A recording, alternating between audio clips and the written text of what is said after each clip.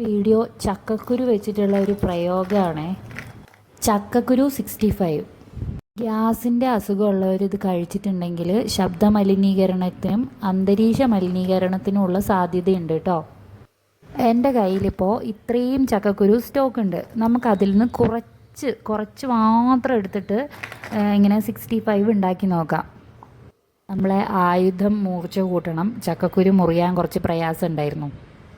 ഇത് നമ്മുടെ master chef ബാസിയാണ് കേട്ടോ പറഞ്ഞു തന്നത്. ഈ 65 ഇങ്ങനെ ഞാൻ കഴിച്ചിട്ടില്ലാത്തതുകൊണ്ടും ആദ്യമായിട്ട് ഉണ്ടാക്കുകയായതുകൊണ്ടും 5 ചക്കക്കുരു 5ഓ 6ഓ അത്ര വെച്ചിട്ടാണ് നമ്മൾ ചെയ്യുന്നത്. അധികമൊന്നും വേണ്ട. നമുക്ക് ആദ്യം ട്രൈ ചെയ്ത് നോക്കാം.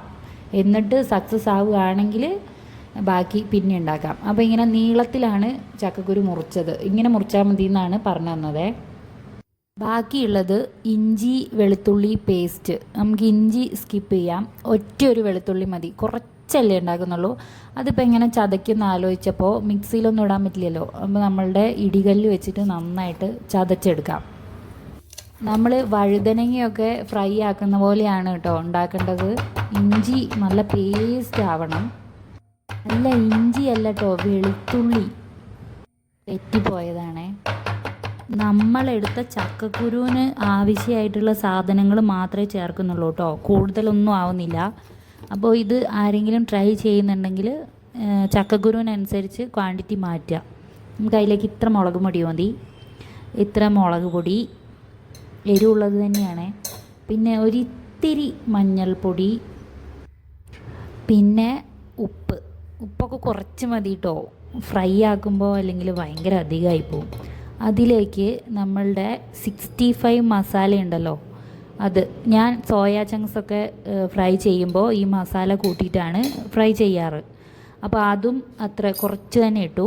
ഒരു തുള്ളി വെള്ളം ചേർക്കേണ്ടി വരും, അല്ലാതെ ഇതൊന്നും എങ്ങനെ മിക്സായി കിട്ടുന്നില്ല. ഇത് ഈ മസാലയെല്ലാം കൂടി എൻ്റെ ഒരു വിരൽ കൊണ്ട് ഇങ്ങനെ ആക്കാനുള്ളതേ ഉള്ളൂ കേട്ടോ. സ്പൂൺ കൊണ്ട് ആക്കാനുള്ളത് പോലും ഇല്ല. ആ സ്പൂണിൽ തന്നെ ഒരിറ്റ് വെള്ളം, ഇത്ര മതിയേ. അത് കുഴയാനുള്ള വെള്ളം മാത്രം മതി. ഈ വെള്ളത്തിന് പകരം വേണമെങ്കിൽ വെളിച്ചെണ്ണയും ചേർക്കാം കേട്ടോ. ഞാൻ വെള്ളം തന്നെയാണ് ചേർക്കുന്നത്. വെളിച്ചെണ്ണയിലാണല്ലോ നമ്മൾ ഫ്രൈ ചെയ്യുന്നത്. ഇതൊക്കെ കൂടെ നല്ലോണം മിക്സ് ചെയ്ത് കഴിഞ്ഞാൽ നമുക്ക് നമ്മളുടെ ചക്കക്കുരുവിനെ ഇതിലേക്ക് ഇടാം.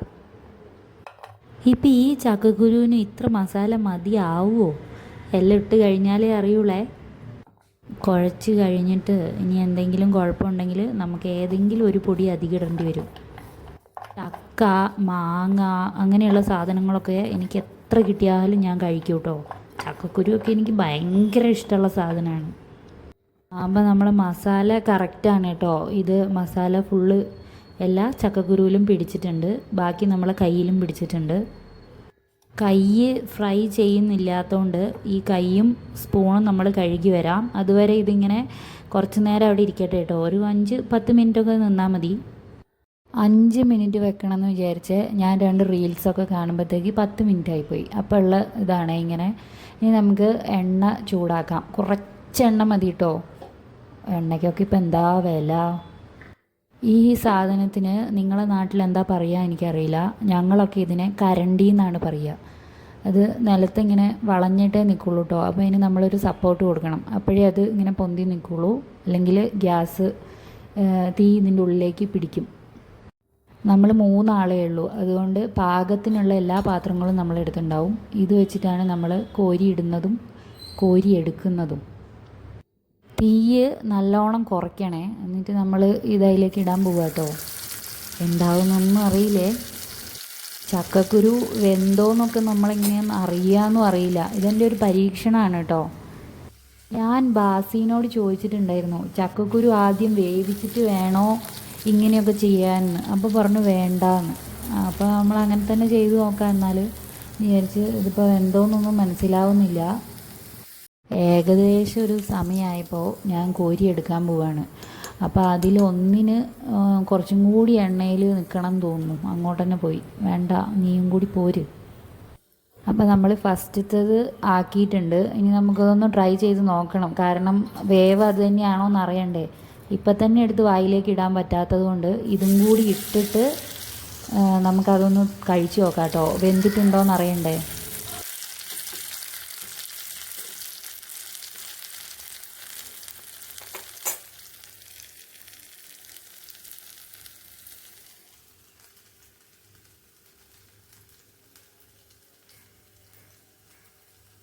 ഇങ്ങനെ പൊട്ടി കിട്ടിയതുകൊണ്ട് ഉള്ളു വെന്തിട്ടുണ്ടെന്ന് തന്നെയാണ് തോന്നുന്നത്. കഴിച്ചു നോക്കി, സൂപ്പർ ടേസ്റ്റ് ആയിരുന്നു കേട്ടോ, അടിപൊളിയായിരുന്നു. ഞാൻ ഇത്രയും ടേസ്റ്റ് പ്രതീക്ഷിച്ചില്ലേ. അത് ഞാനത് എങ്ങനെ ഉണ്ടാവും എന്നറിയാത്തതുകൊണ്ടാണ് വളരെ കുറച്ച് മാത്രം ഉണ്ടാക്കിയത്. കുറച്ചും കൂടി ഉണ്ടാക്കായിരുന്നു. എന്താ ടേസ്റ്റ് എന്നൊന്നും പറഞ്ഞുതരാൻ അറിയില്ല, അടിപൊളിയാണ്. ഇതാരെങ്കിലും ട്രൈ ചെയ്ത് നോക്കുന്നുണ്ടെങ്കിൽ 100% സൂപ്പറായിരിക്കും കേട്ടോ. ഇനിയിപ്പോൾ ചക്കക്കുരു ഇഷ്ടമില്ല എന്ന് വിചാരിക്കുക, പക്ഷേ ഇങ്ങനെ തിന്നുമ്പോൾ എന്നാലും ഇതെന്തായാലും ഇഷ്ടപ്പെടുവേ. ഇത് വേണമെങ്കിൽ ചോറിൻ്റെ കൂടെയൊക്കെ കഴിക്കാം, പക്ഷേ ഞാൻ ഇങ്ങനെ തന്നെ ഇതിപ്പോൾ കഴിച്ച് തീരുന്നതാണ് തോന്നുന്നത്. ഇത് അവസാനത്തതാണ്. ഇങ്ങനെ ആക്കിയിട്ട് വേണമെങ്കിൽ നമുക്ക് ചക്കക്കുരു മഞ്ചൂരിയൻ കൂടി ഉണ്ടാക്കി നോക്കായിരുന്നു അല്ലേ. അടുത്ത പ്രാവശ്യം ആയിക്കോട്ടെ കേട്ടോ. അപ്പോൾ ബാസിക്ക് നന്ദി പറഞ്ഞുകൊണ്ട് ഞാൻ ഇന്നത്തെ വീഡിയോ നിർത്തുക കേട്ടോ. അത് പോയി കഴിക്കട്ടെ. സമയം കിട്ടുകയാണെങ്കിൽ ഇങ്ങനെയൊന്ന് ഉണ്ടാക്കി നോക്കണേ.